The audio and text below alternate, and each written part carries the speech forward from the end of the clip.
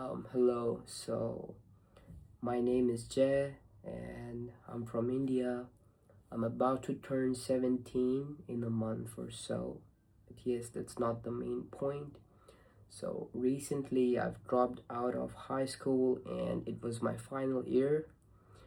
And um, I don't know which part of the world you're watching this video from. You're watching me, but I'm here to tell you that if you feel demotivated or clueless that how you're gonna figure out things, so yeah, I'm here for telling you.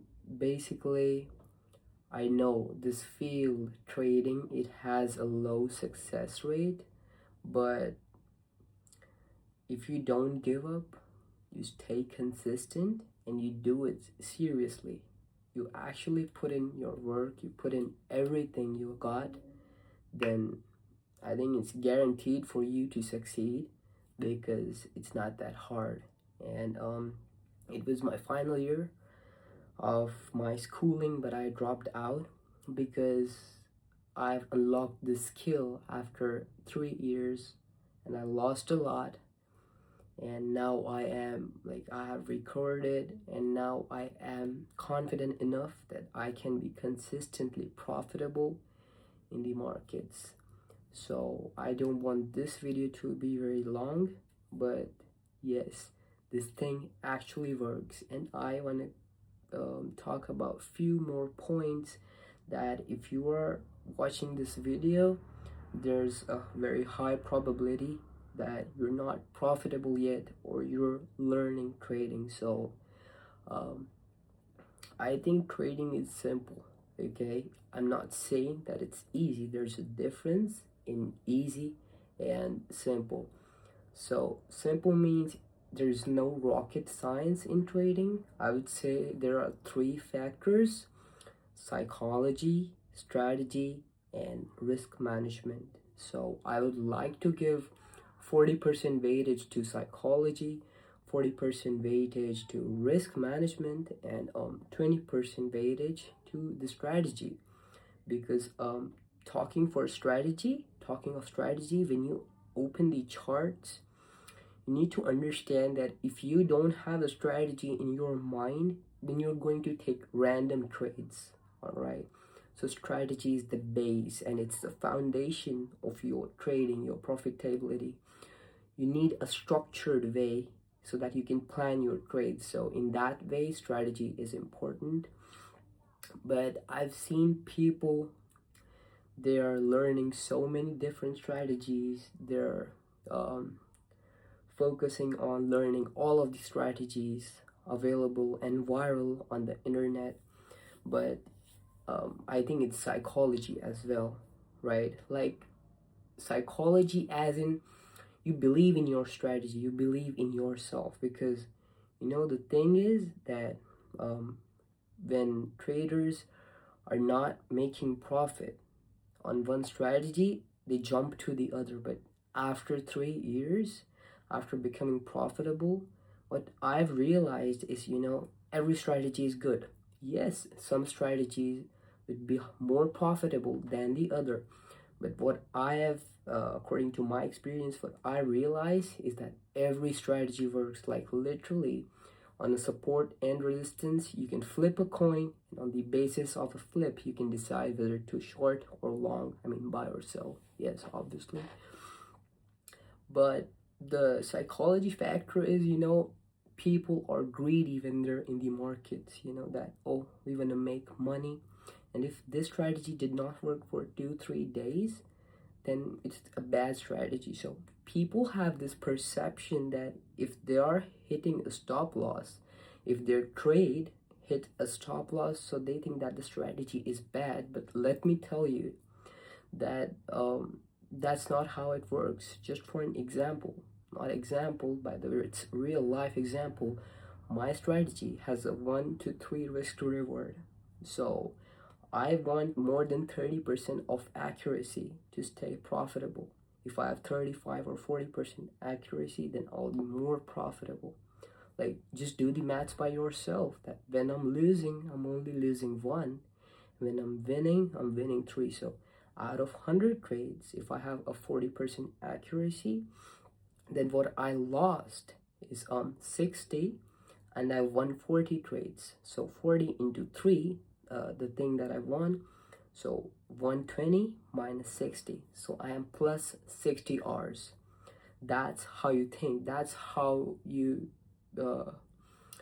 enter the trading mindset. And the other thing, people on the charts, they have pressure that they want to make a lot of money. So it's not like that, okay? Maybe your strategy is not refined, and by the term it's not refined is that your setups, they're not precise. Sometimes it's a continuation setup. Maybe in an uptrend you're trying to catch the higher low, or maybe you're trying to catch a reversal, and yeah, in that way. But by the term refining, what I mean is that you basically need to journal, because the thing is journaling. The thing with journal is that, first of all, making mistakes or losing a lot of money or blowing the whole account, it's not bad. You might be surprised by hearing this from me, from a profitable trader. But yes, losing or blowing up an account, it's not bad. But not learning from it is bad. You need to reflect on that, and for that, I highly suggest you to maintain a journal in which you also write about the mistakes you made that you can avoid in the near future. And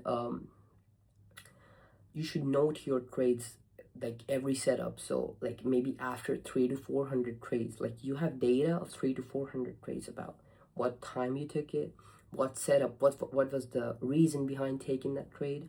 Then after 3 to 400 trades, if you see all of that data, you'll come to a realization that this setup was the most accurate one.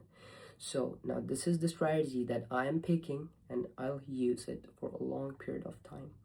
Then the third thing, like I think I've covered strategy, I've covered part of psychology. So psychology is a very broad concept I could talk about for days, but I don't want to make this video too long, as I said before in the beginning. So let's move on to risk management. So why risk management is important, I'll try to explain. Just imagine your risk to reward is a 1:3. All right, so you hit a take profit on the trade. You risked 1% for 3% in return, but then you got overconfident that, oh, I took a good trade. Imagine you took 3 good trades, then on the fourth one you risk 5% instead of 1%. That, oh, if I win it, I'm gonna make 15% more. But instead, you lose directly 5%.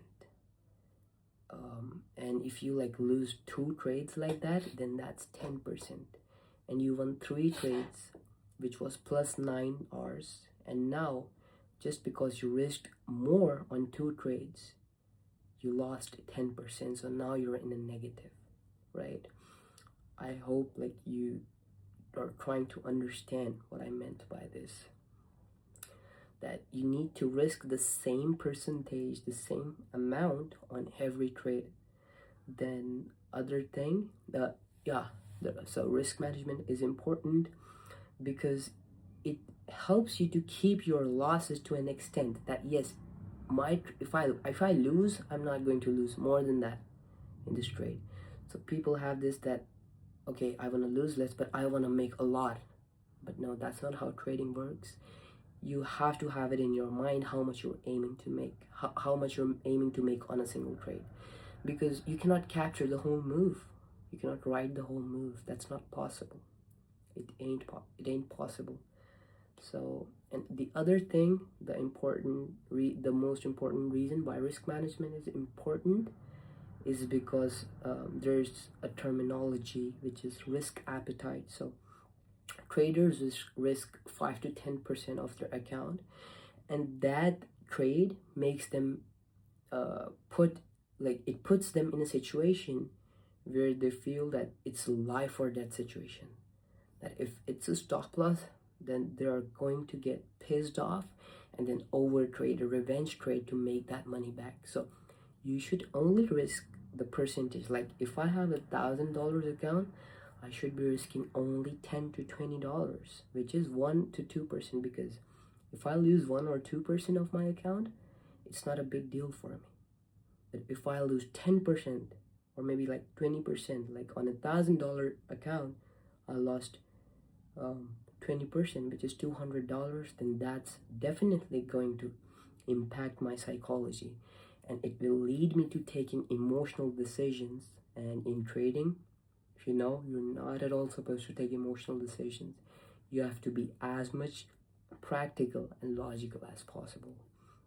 So yeah, I'm not going to make this video too long, but yes, in my further videos, um, I'll try to cover my strategy, my risk management, my psychology, the tips I would like to give to new people entering into trading, so that they can become profitable fast and consistently. They can profit from the markets. And I'll also focus on building a trading community of likewise minded traders. Till then, just don't give up on it. Keep grinding. One day it has to work out. Peace out.